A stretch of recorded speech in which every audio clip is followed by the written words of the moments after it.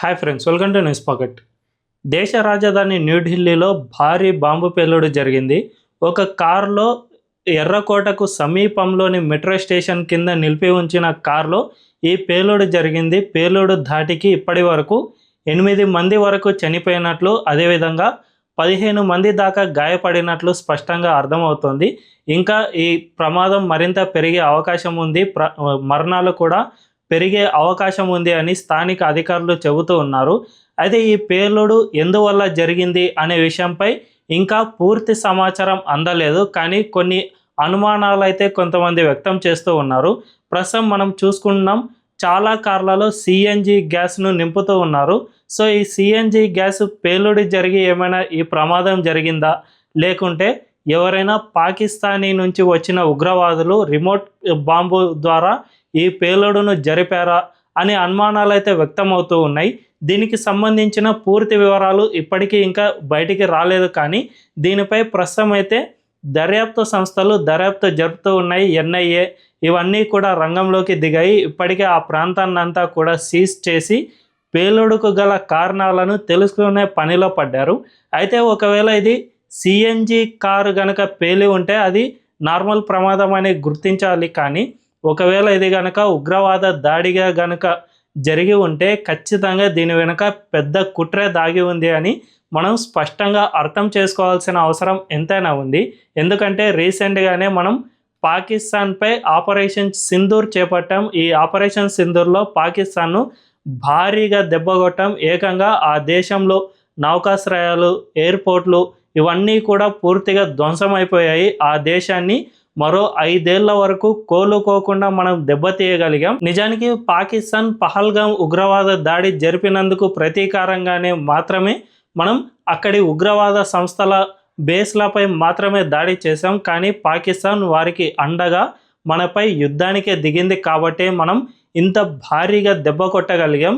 అయితే చాలామంది ఆ తర్వాత ఏమని భావించారంటే పాకిస్తాన్ ఇక మన దేశాన్ని ఎంత మాత్రము ఏమీ చేయలేదు అని చాలామంది భావించారు. కానీ ఆ దేశం చాలా మూర్ఖపు దేశం. మనం ఆ విధంగా భావిస్తే మాత్రం అది పొరపాటే అవుతుంది. ఎందుకంటే రీసెంట్గా గుజరాత్ ఏటీఎస్ పోలీసులు 3 ఉగ్రవాదులను అరెస్ట్ చేశారు. అందులో 2 యూపీకి చెందిన వారు కాగా ఒకరు తెలంగాణకు సంబంధించిన వ్యక్తి. ఆయన చైనాలో ఎంబీబీఎస్ చదువుకుని గుజరాత్కు వచ్చి స్థిరపడ్డాడు. ఆ గుజరాత్లోనే రహస్యంగా ఒక కెమికల్ ల్యాబ్ను సైతం ఏర్పాటు చేసుకున్నాడు. ఈ ల్యాబ్లో రైసిన్ అనే ఒక జీవ రసాయనాన్ని తయారు చేయడానికి ఆయన ప్రయత్నాలు చేస్తూ ఉన్నాడు. ఈ రైసిన్ అనేది జనరల్గా ఆముదం గింజలు ఉంటాయి కదా, ఈ ఆముదం గింజల నుంచి ఎక్స్ట్రాక్ట్ చేస్తారు. ఇది చాలా ప్రమాదకరమైంది.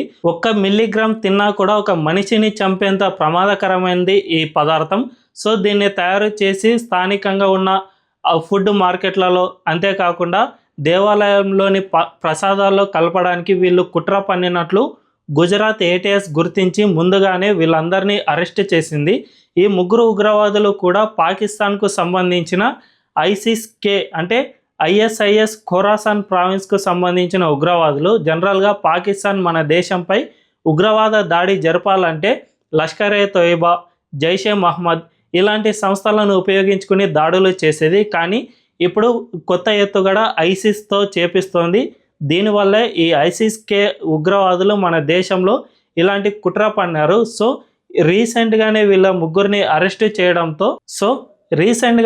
ముగ్గురిని అరెస్ట్ చేసింది. అంతేకాకుండా ఒక కశ్మీర్కు సంబంధించిన డాక్టర్ దగ్గర AK-47 తుపాకులు, మరో 2 ఉగ్రవాదుల దగ్గర ఏకంగా 360 కేజీల IEDని సైతం పోలీసులు పట్టుకున్నారు. అంటే స్పష్టంగా మన దేశంలో పాకిస్తాన్ ఇప్పటికీ కూడా ఉగ్రవాద కార్యకలాపాలు నిర్వహించడానికి పెద్ద ఎత్తున కుట్రలే పన్నుతున్నట్లు స్పష్టంగా అర్థమవుతోంది. అయితే వీటిని ఇంటెలిజెన్స్ వర్గాలు ఎప్పటికప్పుడు అహరహరము శ్రమించి వీరిని పట్టుకునేందుకు చాలా వరకు ప్రయత్నాలు చేస్తూ ఉన్నాయి. కానీ ఎప్పుడైనా కూడా ఉగ్రవాదులకు ఇంటెలిజెన్స్ విభాగాలకు ఉన్న తేడా ఏమిటంటే ఉగ్రవాది 100 ఫెయిల్ అయి 1 సక్సెస్ అయినా కూడా దాన్ని పెద్ద ఎత్తున ప్రచారం లభిస్తుంది. కానీ ఇంటెలిజెన్స్ వర్గాలు 99 సక్సెస్ అయి 1 ఫెయిల్ అయినా కూడా దాన్ని మన దేశంలోని ప్రతిపక్షాలు ఇంటెలిజెన్స్ ఫెయిల్యూర్ అనే భావిస్తూ ఉంటాయి. కాబట్టి ఖచ్చితంగా ఈ దాడి కూడా ఎవరైనా ఉగ్రవాదులు కుట్ర పన్నారా, ఇంటెలిజెన్స్ ఎక్కడో చోట చిన్న అంటే లూప్ హోల్ను వెతుక్కుని ఈ ఉగ్రవాదులు అక్కడ కుట్ర పన్నారా అనే అనుమానాలు అయితే కలుగుతూ ఉన్నాయి. కానీ ఇప్పటి వరకు ఈ జరిగిన బాంబ్ బ్లాస్ట్లో పూర్తి వివరాలు అనేవి ఎక్కడా కూడా తెలియరాలేదు. ఇది సిఎన్జి గ్యాస్ పేలుడు వల్ల జరిగి ఉండవచ్చు, లేదంటే ఉగ్రవాదులు కుట్ర పన్నినా కూడా ఆశ్చర్యపోనక్కర్లేదు. అయితే పాకిస్తాన్ ఎందుకు ఇటువంటి పని చేసి ఉంటుంది అంటే, ఇప్పటి వరకు కేంద్రంలోని మోదీ గవర్నమెంట్ నిరంతరం అంటే వరుసగా 3 సార్లు గెలుపొందింది. లాస్ట్ టైం బీజేపీకి సొంతంగా అధికారం రాకపోయినా కూడా టీడీపీ, జేడీయూ ఇలాంటి పెద్ద పార్టీల సహాయంతో కేంద్రంలో బీజేపీ ప్రభుత్వం అధికారంలోకి వచ్చింది. కాబట్టి 2019లోనే మనం ఒక్కసారి గమనిస్తే అప్పుడు పుల్వామా ఉగ్రవాద దాడి జరిగింది. ఈ ఉగ్రవాద దాడిని సరిగ్గా ఎన్నికలకు 2 నెలల ముందే నిర్వహించారు. పాకిస్తాన్లోని అధికారులు, మంత్రులే గతంలో తేల్చి చెప్పారు ఏమిటంటే, మేము ఈ ఉగ్రవాద దాడిని నిజానికి కేంద్రంలోని బీజేపీని గద్దె దింపేందుకే చేశాము, కానీ అది తర్వాత బీజేపీకి చివరిగా ప్లస్ అయినట్లు కూర్చుంది అని గతంలో పాకిస్తాన్ అధికారులే ఒప్పుకున్నారు. కాబట్టి ఖచ్చితంగా ఈసారి కూడా బీజేపీని ట్యాకిల్ చేయడానికి పాకిస్తాన్ ఏమైనా ఇలాంటి కుట్రకు తెరలేపిందా అనే అనుమానాలు సైతం వ్యక్తమవుతూ ఉన్నాయి. నిజానికి ఇప్పటి వరకు బీజేపీ చెబుతున్నది ఏమిటంటే, మేము అధికారంలోకి వచ్చిన తర్వాత దేశంలో ఎక్కడా కూడా ఉగ్రవాద దాడి జరగకుండా కంట్రోల్ చేస్తూ వచ్చాం. కేవలం ఇప్పుడు ఉగ్రవాదం అనేది కశ్మీర్ ప్రాంతానికి మాత్రమే పరిమితం అయ్యింది. మేము ఇంటెలిజెన్స్కు అంత స్వేచ్ఛ ఇచ్చినందువల్లనే దేశం అంతా ఇంత ప్రశాంతంగా ఉంది అని బీజేపీ పదే పదే తన ఎన్నికల ప్రచారంలో చెప్పుకుంటూ వస్తోంది, ఇప్పటికీ కూడా చెబుతోంది. కాబట్టి నిజానికి ఇంటెలిజెన్స్ వర్గాలకు బీజేపీ ఇచ్చిన స్వేచ్ఛ ఎవ్వరూ ఇవ్వలేదు. వీళ్ళు చాలా పటిష్టంగా పనిచేస్తున్నందువల్ల మాత్రమే దాదాపు 11 ఏళ్లుగా మన దేశంలో ఎక్కడా కూడా ఉగ్రవాద దాడి జరగకుండా వీళ్ళు జాగ్రత్త పడుతూ వచ్చారు. ఎప్పటికప్పుడు ఈ ఉగ్రవాద మాడ్యూళ్లను గుర్తుపెట్టి వాళ్ళందరినీ భగ్నం చేస్తూనే వచ్చారు, అందరినీ అరెస్ట్ చేస్తూనే వచ్చారు. కానీ ఎక్కడో చోట చిన్న సెక్యూరిటీ బ్రీచ్ అనేది జరుగుతూనే ఉంటుంది. దీన్ని ఆసరాగా చేసుకుని ఈ ఉగ్రవాదులు ఏమైనా కుట్ర పన్నారా అనే అనుమానాలు సైతం కలుగుతూ ఉన్నాయి.